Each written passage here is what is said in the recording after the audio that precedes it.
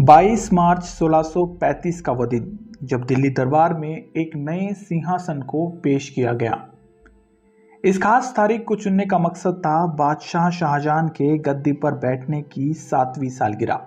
ये एक inaugurated ceremony थी इस रत्न जड़ित सिंहासन की, जिसकी लागत कम से कम 1 करोड़ से भी ज्यादा थी।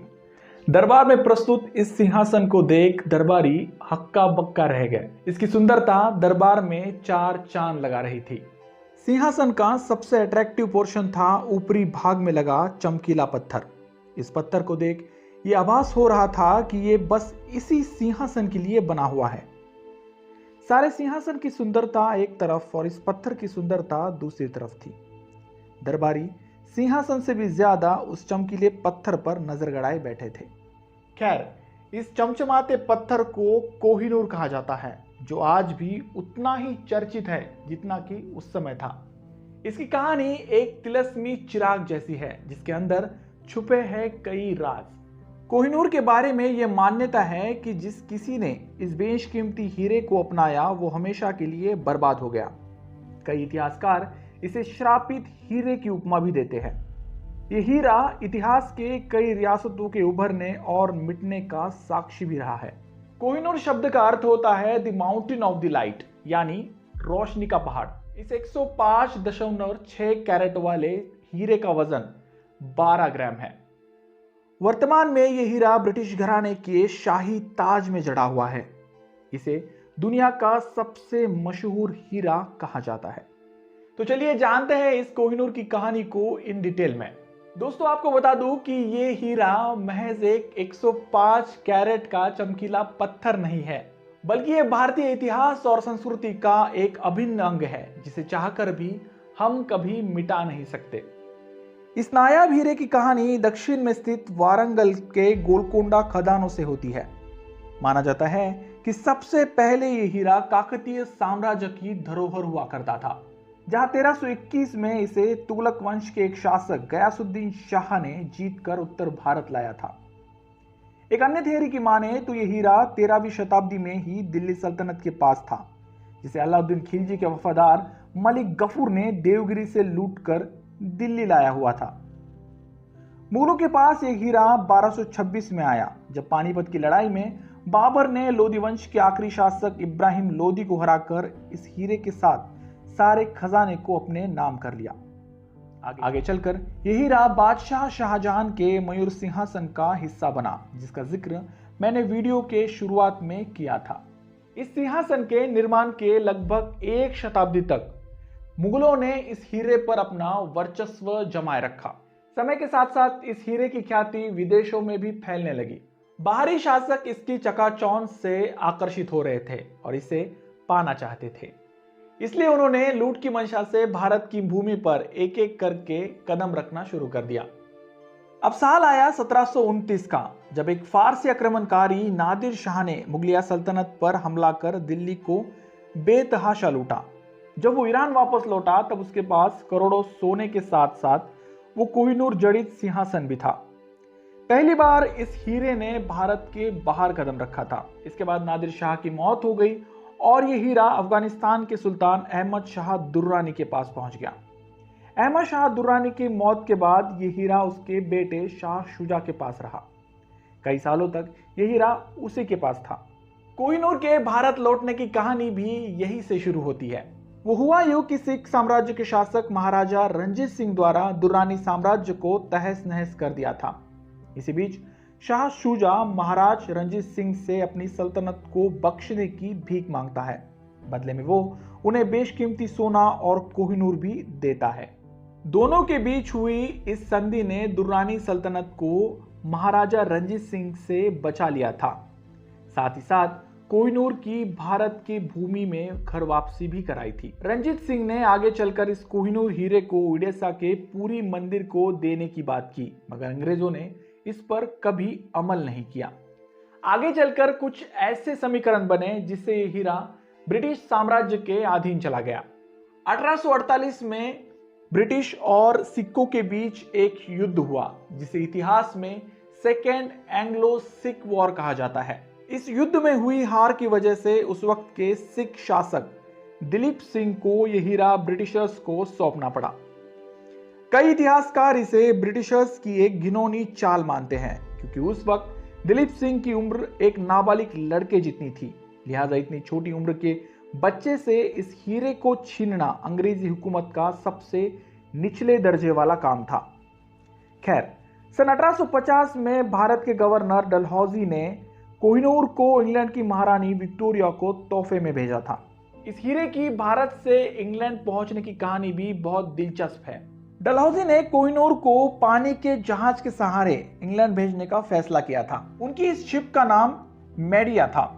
जब यह शिप भारत की बंदरगाह से इंग्लैंड रवाना हुआ, तब शिप में मौजूद बहुत कम लोग ये जानते थे कि ब्रिटेन ले जा रहे इन साजो सामान में बेशकीमती हीरा कोहिनूर भी है। डलहौजी ने यह काम बहुत ही सीक्रेसी मेंटेन करते हुए रखा था, ताकि बिना किसी गड़बड़ी के ये हीरा विक्टोरिया के पास पहुंचा दिया जाए। इस सफर के शुरुआती दिन अच्छे से बीते, मगर कुछ हफ्तों बाद शिप में कॉलरा फैलने लगा। यह शिप अब तक ईस्ट अफ्रीका के मॉरिशस तक ही पहुंच चुकी थी। ऐसे में कैप्टन को यह ख्याल आया कि क्यों ना मॉरिशस में रुककर क्रू मेंबर्स का इलाज करके आगे बढ़ा जाए, क्योंकि सफर बहुत लंबा था और बीमारी के साथ आगे बढ़ना इसे और भी खतरनाक बना सकता था। जब ये बात मॉरिशस के लोगों को पता चली कि क्रू मेंबर्स में कॉलेरा फैला हुआ है, तब उन्होंने शिप को किनारे पर आने के लिए ऐतराज जताया। कॉलेरा एक कॉन्टेजियस डिसीज है। ऐसे में मॉरिशस के लोगों को उन कुछ चुनिंदा क्रू मेंबर्स को अपने किनारे पे शरण देना बहुत बड़ी मुसीबत मोल लेने जैसा था। बस इसी मंशा के साथ उन्होंने शिप के किनारे पर आने से रोक लगा दी। साथ ही साथ शिप के कप्तान के पास ये मैसेज भी पहुंचाया गया कि अगर वो हमारी इच्छा के विपरीत किनारे पर पहुंचने की कोशिश करते हैं तो उन्हें तोपों से छन्नी कर दिया जाएगा। शिप के कप्तान के लिए ये एक इम्तिहान की घड़ी थी, क्योंकि कैसे भी करके उन्हें ये हीरा रानी विक्टोरिया तक पहुंचाना था। अब कॉलेरा की वजह से शिप में एक के बाद एक लोगों ने मरना शुरू कर दिया था। हालत इतनी खराब थी कि सारे क्रू मेंबर्स जैसे तैसे इंग्लैंड पहुंचने की दुआ कर रहे थे। उनकी ये दुआ रंग लाई, जहां कुछ महीनों बाद शिप ने लंदन की बंदरगाह पर अपना पहला कदम रखा। बाद में जब सारे क्रू मेंबर्स को यह पता चला कि इस शिप में बेशकीमती हीरा कोहिनूर भी था, तब सारे क्रू मेंबर्स को यह लगने लगा कि हो ना हो ये उसी कोहिनूर हीरे का ही काला जादू है, जिसकी वजह से हम सभी को कॉलेरा हुआ था। खैर, 1850 ईस्वी से कोहिनूर ब्रिटिश राजघराने के ताज में जड़ा हुआ है। महारानी विक्टोरिया ने ही कोहिनूर को अपने ताज में जड़वाने के आदेश दिए थे। उनकी वसीयत में यह साफ लिखा है कि इस कोहिनूर ताज को हमेशा महिला ही पहनेगी। यदि कोई पुरुष ब्रिटेन का राजा बनता है तो यह ताज उसकी जगह उसकी पत्नी को पहनना होगा। कोहिनूर हीरा आज भी लंदन के थेम्स नदी के किनारे बसे लंदन टावर ऑफ म्यूजियम में सुरक्षित रखा हुआ है। चलिए जानते हैं अब कोहिनूर से जुड़े कुछ इंटरेस्टिंग फैक्ट्स के बारे में। कोहिनूर हीरा अब तक एक बार भी बिका नहीं है। वो हमेशा से एक राजा द्वारा दूसरे राजा से जीता गया था या फिर इनाम में दे दिया गया था। यही वजह है कि इस हीरे की कोई कीमत नहीं लगाई गई। कोहिनूर के बारे में पुराने इतिहासकारों ने लिखा है कि जो भी इस हीरे को पहनेगा वो दुनिया पर राज करेगा, मगर साथ ही साथ उसके बर्बादी का समय भी शुरू हो जाएगा। उस समय इन इतिहासकारों की बात बहुत से लोगों को खोखली लगी होगी, मगर इस हीरे का तब से लेकर के आज के इतिहास की बात की जाए तो यह मानना गलत नहीं होगा कि ये एक अभिशापित हीरा है, क्योंकि ये जिस किसी के पास भी रहा उसकी जिंदगी नर्क बन गई। कुछ थ्योरीज के अनुसार इस हीरे को केवल भगवान या फिर महिला ही पहन सकती है, क्योंकि इन दोनों में ही वो काबिलियत है जो इस हीरे की ताकत को सह सके। जब ये हीरा काकतीय राज में था तब 1321 में इस वंश का पतन हो गया। आगे चलकर कोहिनूर तुगलकों की संपत्ति बन गई, मगर तुगलक भी इसके काले जादू से बच नहीं पाए। गयासुद्दीन तुगलक के बाद कोई भी ऐसा शासक नहीं आया जो तुगलक वंश को अच्छे से संभाल सके। परिणामवश इस वंश का भी नामो निशान मिट गया। मुगलों के दूसरे बादशाह हुमायूं जब दिल्ली की गद्दी पर आया तब यह हीरा उसके पास था। ऐसे में कुछ ही सालों में हुमायूं को शेरशाह सूरी के हाथों हार का मुंह देखना पड़ा। ये वो समय था जब 15 सालों तक हुमायूं को दिल्ली से दूर एग्जाइल कंडीशन में रहना पड़ा। 15 साल बाद जब हुमायूं वापस दिल्ली आया तब कुछ ही सालों में उसकी सीढ़ियों से गिरकर दुर्भाग्य तरीके से मौत हो गई। इसके बाद शाहजहां के मयूर सिंहासन में कोहिनूर जड़ने के बाद मुगल सल्तनत लगभग खत्म सी हो गई थी। रही सही कसर ताजमहल ने पूरी की, जहां इसने सल्तनत को कंगाल कर दिया। शाहजहां के भी आखिरी दिन नजर कैद में बीते, जहां उसने घुट घुट कर अपनी जान गंवाई। ईरान के शासक नादिर शाह ने कोहिनूर को अपने साथ ले जाने के बाद उसकी भी हत्या हो गई।